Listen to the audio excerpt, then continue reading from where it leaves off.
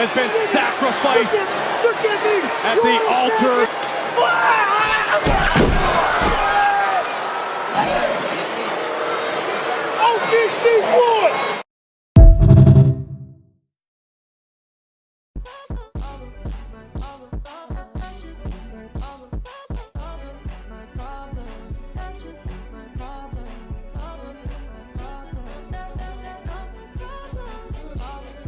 Hey, what's going on, YouTube land? This is your boy TJ, and welcome to my YouTube channel, Wrestling Nostalgia, where I get my reviews and dirty shows and PLE events. And today, we are going to be reviewing SmackDown. But before I get into my review, just go ahead and get that thumbs up and like. Helps push my video through the algorithm. Without further ado, let's get into my review of SmackDown. So, we open up SmackDown with the Bloodline, of course, Bloodline 2.0.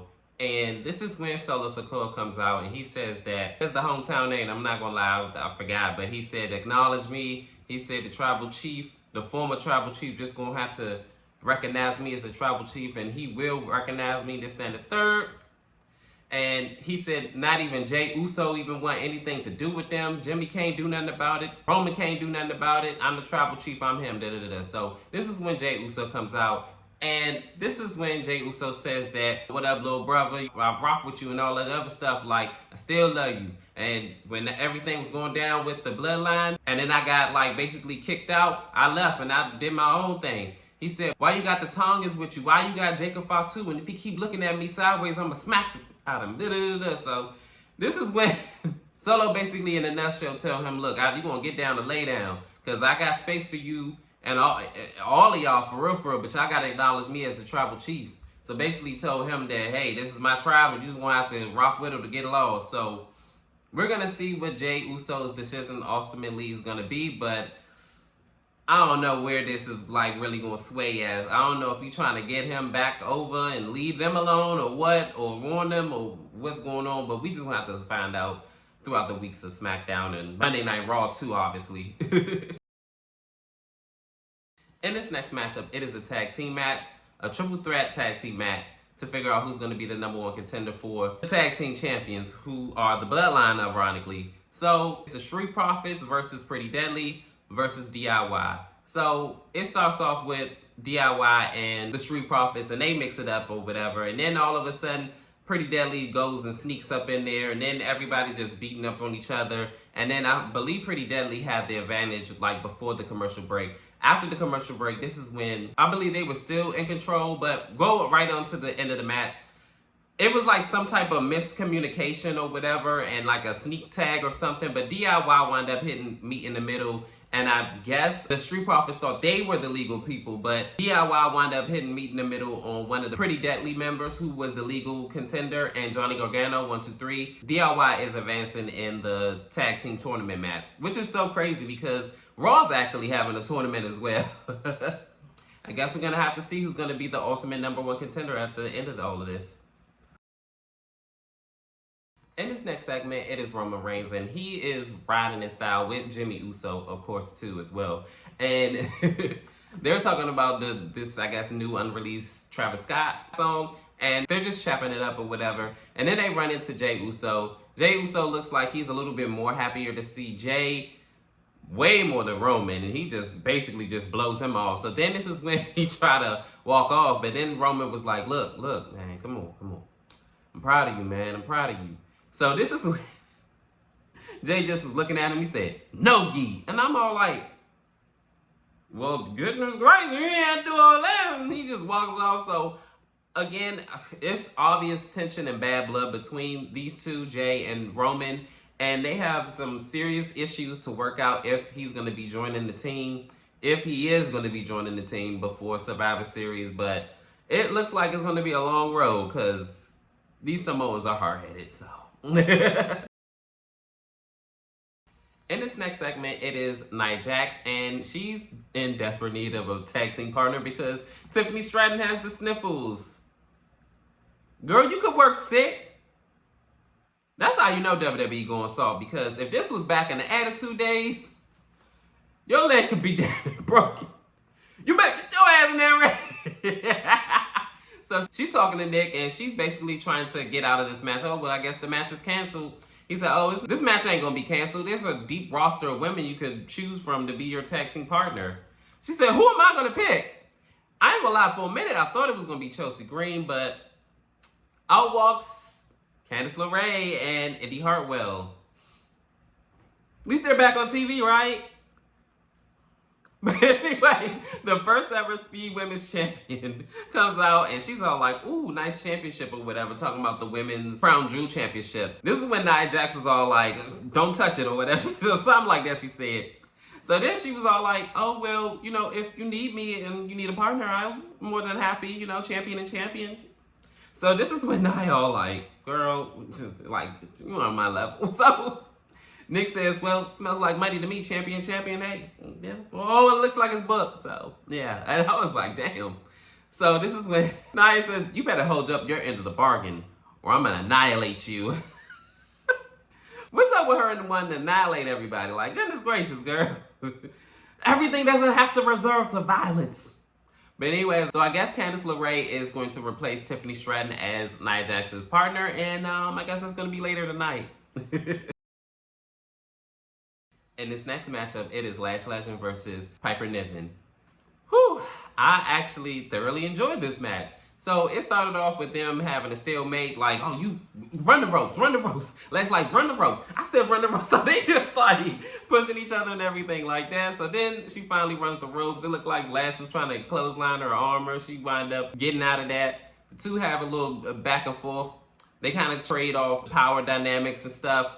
Lash had her on the ropes here and there, and then it was vice versa with Piper Niven. And then I remember she wound up trying to like get her on her back and I guess do her finisher. But she wound up like, but I'm like, girl, like you could pick up Otis. What are you doing? Piper wound up getting in control. And then I believe then the power dynamic switched again because Lash wound up hitting a big boot on Piper Niven, and then this is when Chelsea Green got up on the apron trying to distract her. Then Jakar wound up throwing Chelsea into the barricade, and this is when Piper Niven wound up doing a big splash in the corner. A little bit back and forth later, Piper Niven winds up getting hit with Lash Legend's finisher, and 1, 2, 3, Lash Legend pick up a big win over Piper Niven. Like I said, they actually had a really good match, and the fans actually were enjoying it as well. I was like, okay, they got a good reaction. Like, I'm loving this. And also noteworthy, Jade Cargill and Bianca Belair were also at ringside looking fabulous. I love that short bob that Jade Cargill has. Like, that looks so good. And then the outfit too, that black number, whoo, I tell you, that woman, if there was going to be a Lil' Kim of WWE, that's the one right there. But anyways, hopefully Jakar Jackson and Lash Legend gets a rematch.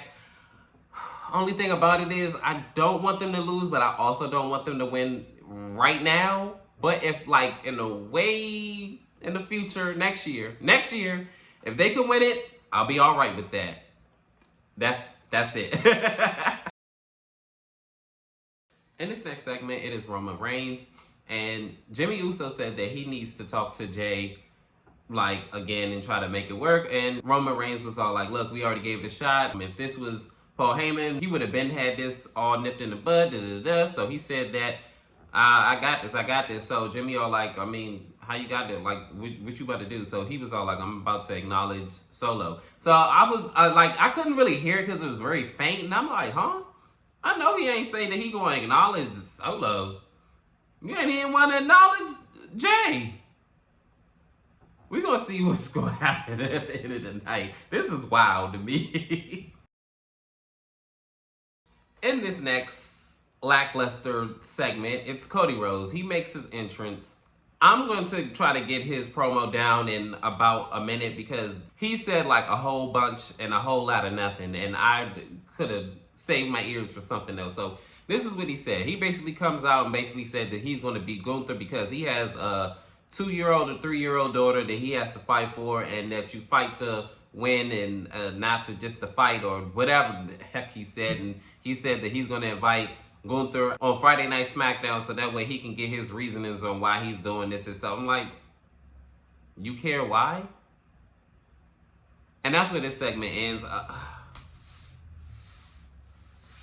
His promos are abysmal. I wanted to take like 8 naps.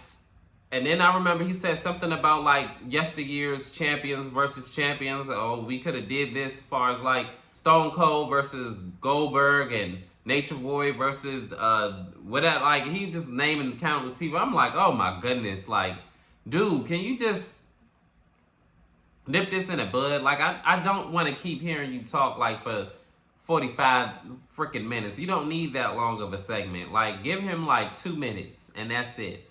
And then get on with it. Just go ahead and bam. But like, he just, whew. And he said some other stuff too. But anyway, I don't care. Like, can we get this feud over with already? Like, seriously. Because I'm bored. In this next matchup, it is a tag team turmoil match for the #1 contendership for the tag team championships. It is Motor City Machine Guns versus the Ghetto de Fantasma versus A-Town Down Under. So this match starts off with one of the Motor City Machine Guns getting beat up early on and getting ganged up and tag teamed on. And then he ended up getting control of the match eventually. We go into commercial break. Motor City Machine Guns are on fire and just mixing it up. Then they wind up hitting like a neck breaker into a big splash, and then 1, 2, 3, Motor City Machine Guns win this match. So now they're gonna go against DIY. I kind of already have my prediction set on who's gonna win now. In this next matchup, it is a tag team match. It is Nia Jax and Candice LeRae versus Naomi and Bayley. So I believe the match started off with Nia and Naomi. So they fight it out and everything like that. I remember she did like a move where she was surfboarding and just stepping and dancing all on her back. And then Nia Jax wound up getting back in control and started beating down on Naomi. I'm gonna just go ahead and skip on like after the commercial break and everything like that. Towards the end of the match, Bayley and Candice were like legal participants in this match. Indy Hartwell wound up behind the referee's back or whatever, slams Bayley's head into the ring post and gets her back in the ring. Candice LeRae hits a Lionsault and 1, 2, 3. Candice and Nia Jax wind up picking up a big win over the former women's champion and Grand Slam women's champion. And I was actually thoroughly shocked by these results. Definitely with Candice LeRae being a women's champion. Oh wow, this no words. In this next segment, it is a Bloodline segment. So I'm going to just go ahead and wrap this up in a nutshell. So basically, Roman Reigns and Solo Sikoa are out there. And basically, Solo, of course, you know, wants Roman to acknowledge him or whatever. So Roman says that he acknowledges him. And he says that it's not good enough. I need you to acknowledge me as your tribal chief. So he said, or else. So Roman said, oh, or else what? So he snaps his fingers and all of a sudden, the Bloodline brings out Jimmy Uso. So a big commotion comes about, and Solo Sikoa tries to beat up on Roman Reigns. That doesn't work, and he winds up wiping out the Bloodline one by one.